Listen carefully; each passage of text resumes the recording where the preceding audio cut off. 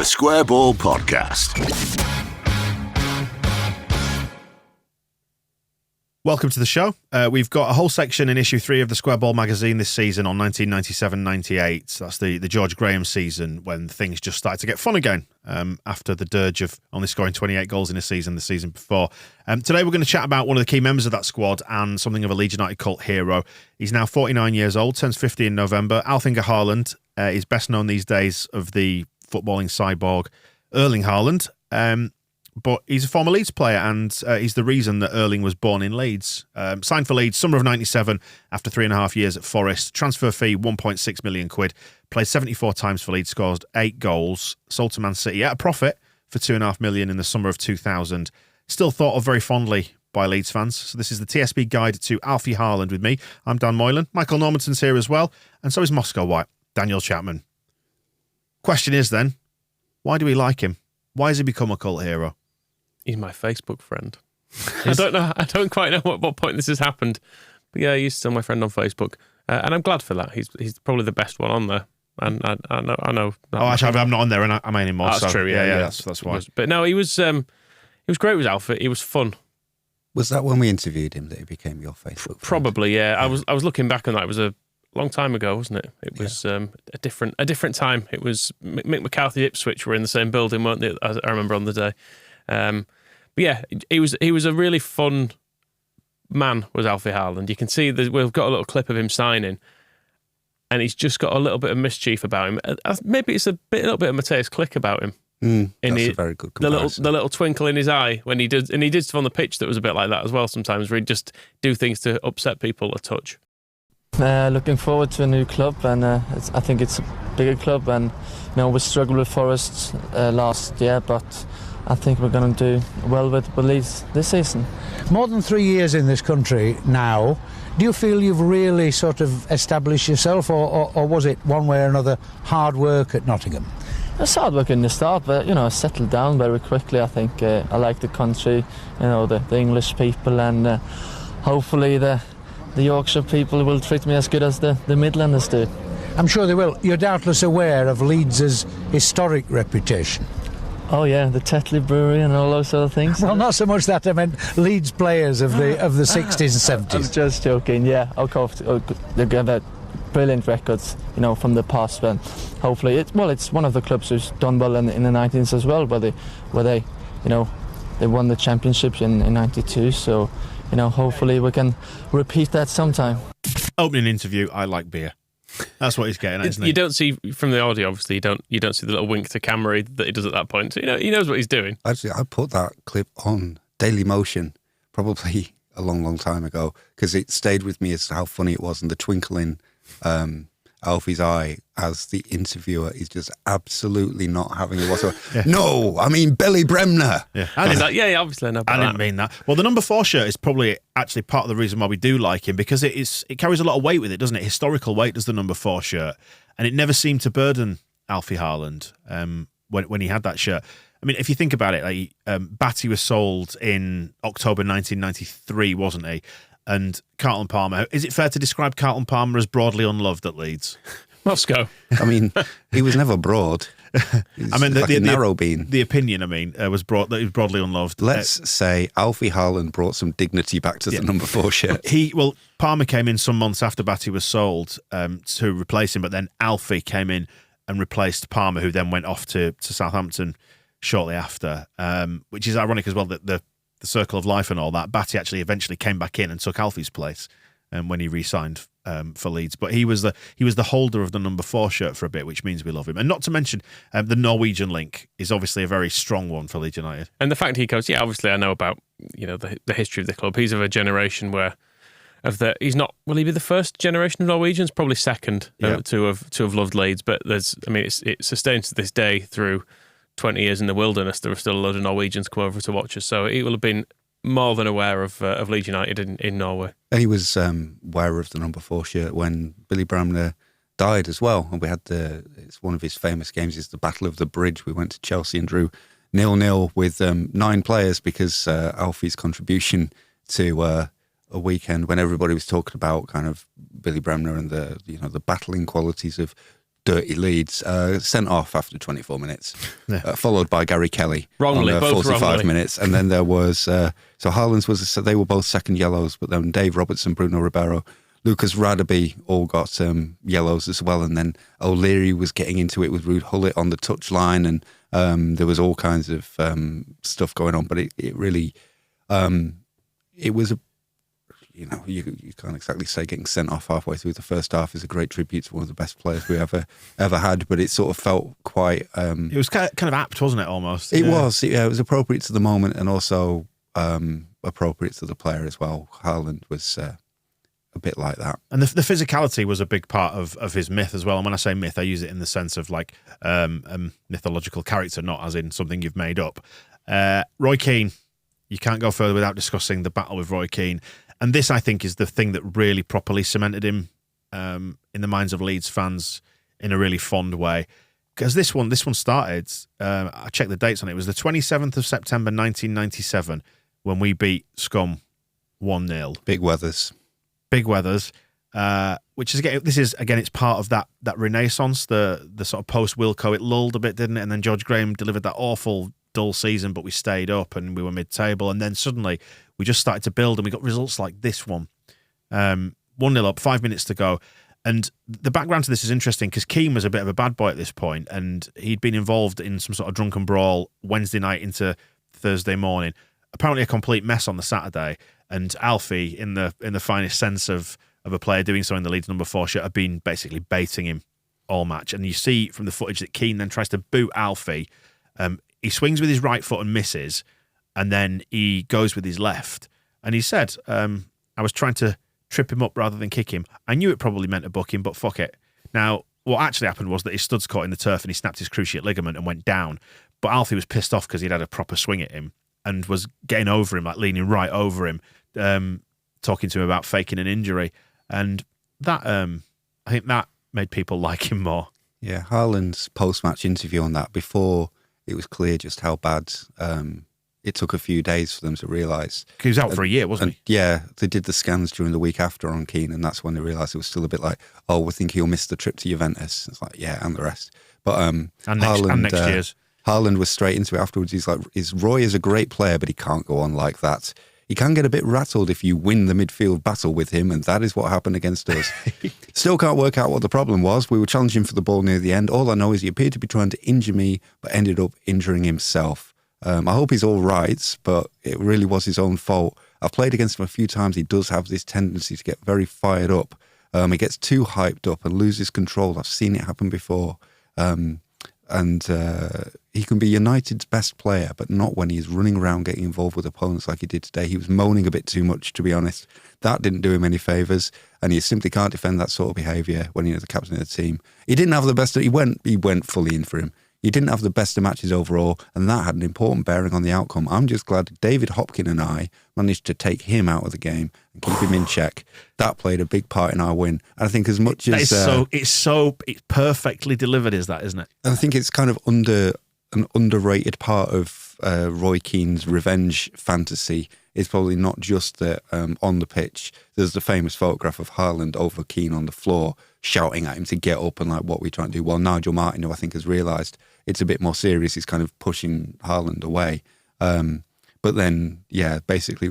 I can still remember the cheer that went up as well when that happened, you know. Doing this big, long speech after the game about basically dismantling Roy Keane's style of play probably didn't go down too well either. Because he's dressing it up as praise, but actually he's just digging him out. He can be United's best player, but not when he's running around, not when he's under David Hopkins' thumb. And he didn't get his revenge until it was actually, I didn't realise it was so long apart, the time between these two events. 21st of April 2001, he's at Man City at that point, obviously he's Alfie.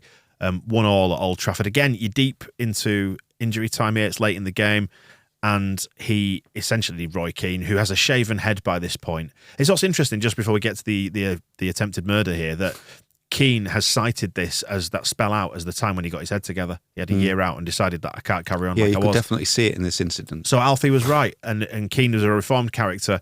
And he basically booted him at knee height and just started walking off because he knew it was an instant red card, but he didn't care, did he? He just did not care.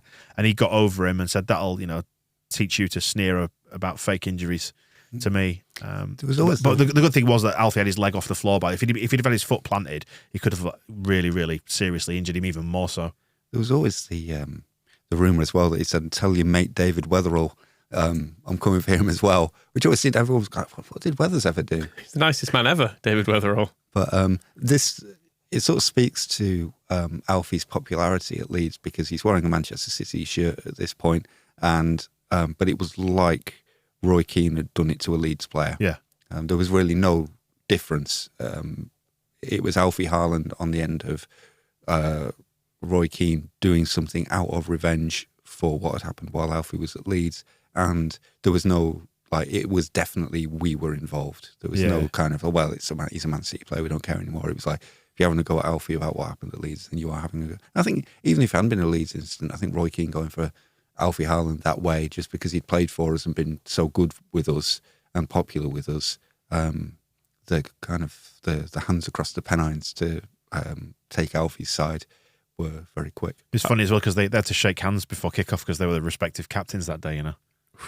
I feel a bit sorry for Haaland being. He's basically mainly remembered for this as a player, and then for having produced an incredible son, which is wrong of him. I mean, he's doing all right out of it. He's. I'm sure. Yeah, he's. I think he's earned a hell of a lot more from his son than he did from playing football. But he was really good as well in that season. The 97. I know he was. After that season, he drifted out and he was a bit part, and he was kind of playing out of position and stuff. But that season back with George Graham, we were good that season, and there were some fun games. There was the win against Scum, and he played in that 4-3 Derby comeback, which was fucking for insane, years. That was like my favourite game was that one because I'd never seen that happen before. And there were fun stuff happening week in, week out. We actually discovered a way of scoring goals. He was a good laugh. Hasselbank was still fun at that point. We didn't have full angry Hasselbank at this stage, did we? So it just started being fun again, hadn't it? Yeah, and he was a big part of that. Haaland scored 2 in a 4-0 win over Blackburn that I wrote about in the new issue of the magazine as well. And one of them, the ball is bouncing in the penalty area, and he kind of kicks it up in the air, swivels on the volley, and sticks it into the top corner. And then his next one is he just scores from 30 yards, and Gary Kelly celebrates by running up behind him. He's kind of being ignored, so he just kicks him on the back of the leg. And there's kind of that thing of Alfie Haaland, good as he was never the player who you'd expect to be juggling and spinning and volleying. But he did, despite being this kind of workman-like midfielder. And then the celebrations, it's not a Cristiano Ronaldo kind of choreographed nonsense. It's Gary Kelly kicking him. And Haaland so himself, popular. He enjoys all of his goals, doesn't he? That's the thing. He looks like he's just making it up as he goes along. So, well, he didn't typically score many goals in his career, did he? No. That was the season when he scored the most. I think after that he was normally a typical 2 or 3 goals a season man, but in this one he how many did he get in it? I think it was to get 6 goals or something in that season. There's some quite memorable ones in there. I think after that season as well, he did. O'Leary never really relied on him as much because he brought David Batty back. Essentially, it was one of the first things O'Leary did. But then he had his injuries quite quickly, and then Bakker was another option in midfield. He was signed as one for the future, and then immediately was kind of just straight into the team. But where and there was a bit of kind of, because we were getting better, I can remember there was kind of a sentiment where it's like, well, we're moving on from Haaland, and people weren't sure about how he really fitted in anymore. But how he fitted in was when we played the season when we were in the UEFA Cup. He played loads of games in that season, didn't he? And he played them as a sweeper. Nobody ever saw it coming, but and O'Leary's kind of leaning towards 3 at the back that we saw when he signed Rio Ferdinand, and he went with Radaby and Woodgate, and we lost. We were terrible. So whenever he tried it, we were awful. But the one time it worked was Alfie Haaland in there with who would it have been? It would have been Radaby and Martin Heeden, who were playing with in the UEFA Cup at that point. But he was... well, Woodgate was... By the time O'Leary was in, Woodgate is in, isn't he? So it was Radaby, Woodgate and Haaland against teams like Roma as the 3 centre-backs. And he was superb. He just... it was like a renaissance of Haaland, this player. We thought, well, we've got Batty and we've got McPhail and we've got Bakker, and we can kind of move him on. We don't need to worry about Alfie Haaland anymore, sell him.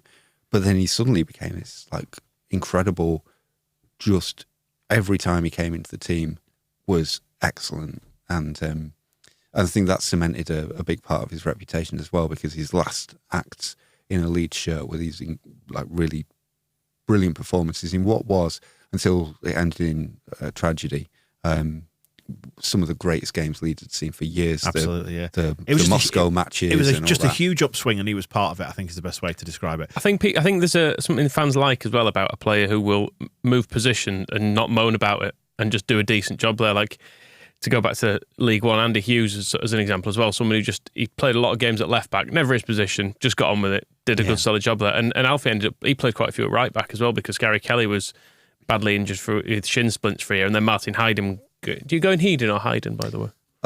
It depends what day it is. Tomato and all that. Martin. Him, the Austrian fella, anyway, he was injured as well, so Alfie ended up playing some games at fullback as well. So he was just one of those players who maybe we should have kept a bit longer. I guess when you're looking at the Champions League era and you've got Dewberry filling in at centre-back, on reflection, who would you have rather had there? Yeah, I mean, you probably don't want Alfie Haaland there either. This is true. That's maybe the thing is, I think everyone was kind of felt like, I guess you felt like there was a limit to what he would be able to do, but then probably in the Champions League, if you had played him at centre-back, he would have surprised you. And you look at the era now, Moscow, of how defending has become a lot more. Someone like Ben White, for example, who was obviously tried in midfield, but you can see why a player like that could slot into a deep line midfield role and also go backwards. It kind of worked, didn't it? It just worked. Yeah, he and that's it. Is kind of, I guess you'd sum him up by, you'd say you put him into a Division 4 team and he'd do a job. You put him into a Premier League team, he'll do a good job. Put him into UEFA Cup, Champions League, he'd do a good job. He's never kind of, you'd pick him from a line and say, oh, we're gonna buy Alfie Haaland and he's gonna take us into the Champions League and be a big part of it. That's not how you'd look at him. But if you had him there, you would put him in. And it's kind of why O'Leary selling him to Manchester City and then not saying goodbye, which Haaland never appreciated. He said, I haven't spoken to O'Leary since I left. I went in the summer and he hasn't rung me. He didn't say goodbye. He does to some players, but not to me. So he just it's quite telling, isn't it? The whole George Graham team was built in that spirit, though, wasn't it? It was Gunnar Haller and Haaland and Bruno Ribeiro and Molinar. It was all players that anyone else in the top half probably wouldn't have been that bothered about having. There was sort of a misfit vibe about it, wasn't there? It was really, and they were all. It was assembled up pretty much on the cheap as well, wasn't it? Yeah, Haaland was $1.5 million from Forest, who'd been relegated.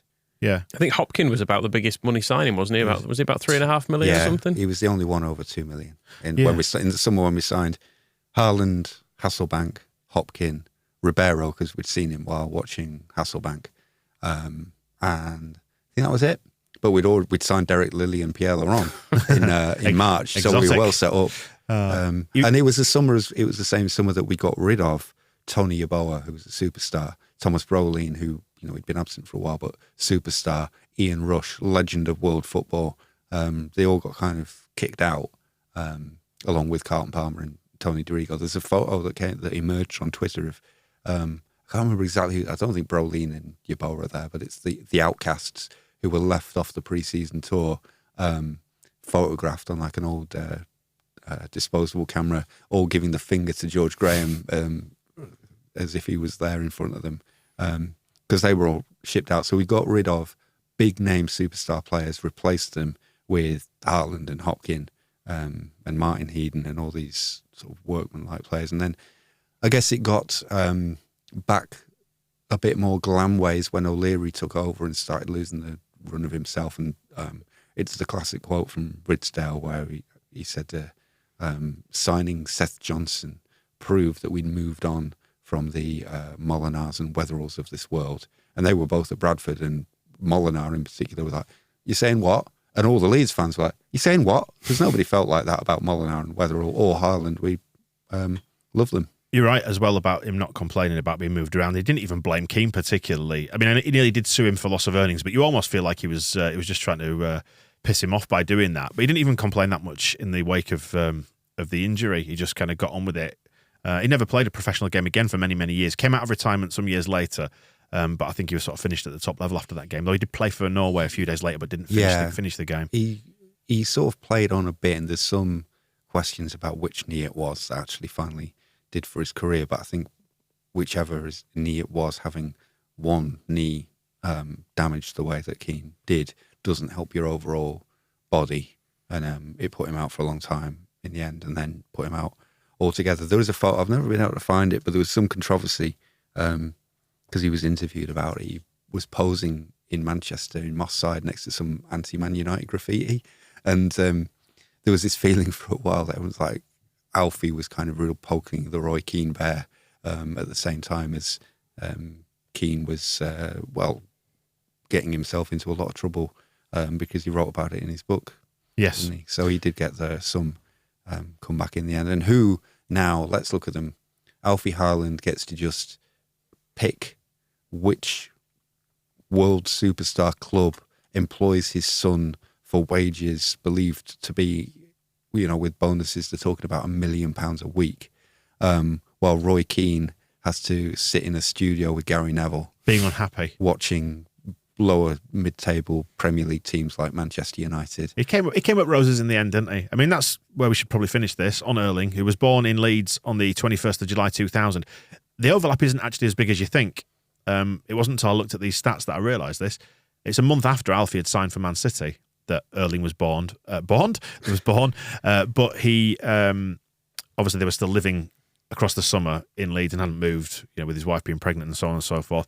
You wonder what sort of genetic makeup she's got on her side if Erling has turned out as good as he has. She's an athlete, isn't she? Yeah, She's a yeah. heptathlete or something. Absolutely, yeah. Well, there you go. Absolutely no surprises there. It looks like he was conceived, if you track this backwards, you can put this into a website, somewhere between October the 25th and November the 2nd, 1999. The game's closest to that, 24th of October, Leeds drawing 4-4 at Everton. He was an unused sub there, but very exciting. Maybe that got things going. Or the 30th of October, when we won 1-0 against West Ham and went 2 points clear at the top of the Premier League, but he didn't feature. So it makes you wonder, doesn't it? Then he was a sub in, away to Lokomotiv Moscow, which we do have a comment from his interview with Square Ball magazine ages ago. He said, I just wanted to get into the team anywhere. Probably my best games were playing in defence in the UEFA Cup, in Rome and Slavia Prague with Radaby and Woodgate, and in Moscow, which was fucking cold. So maybe he came back in search of warmth. Exactly. Found it in the loving arms of his then, but no longer wife. He's got a different wife these days. But I'm sure he's grateful for his previous wife because of Erling, who, let's not forget, in February 2017, when he was a mere slip of a lad, a teenager, said to Aftenposten, Norwegian newspaper, the dream is to win the Premier League with Leeds. So his dad must have educated him well. Well, he still drops those things in there, doesn't he? There was the whispering, marching on together in Stuart Dallas's ear, going into training at Dortmund wearing Leeds United shorts that looked like his dad had just put them in a bag when he left Leeds. And then I'm fascinated by them in a way because they do seem incredibly ordinary. That, Erling Haaland will just have an old pair of his dad's shorts, which if you're earning £1 million a week, you could buy a shorts factory. But he's just like, these are here. So I'll just slip those on. Milner did the thing the other week where it says they always have a chat about Leeds whenever they see each other. So I have this, because they are kind of mischievous people and they have this career plan in mind, I would not put it past them. And he's done Manchester City now, and there was a great video when he moved to Manchester City of Erling and Alfie sitting on a sofa watching old clips of Alfie playing for Manchester and mocking his tackling and all this. Whether there is just like, at some point, just do a season at Leeds. Like, if they've factored that in. We'd take it, wouldn't we? They must have talked about it. If they're going like, you're going to go Salzburg, Dortmund, Manchester City, Madrid, Paris. Is that? I'd love to play for Leeds, Dad.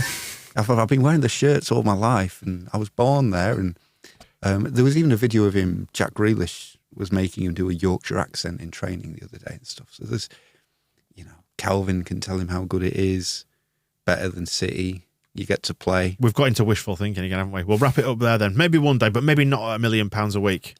The TSB guide to Alfie Haaland. Well, if Alfie's player manager, well, no, he wouldn't be player, would he?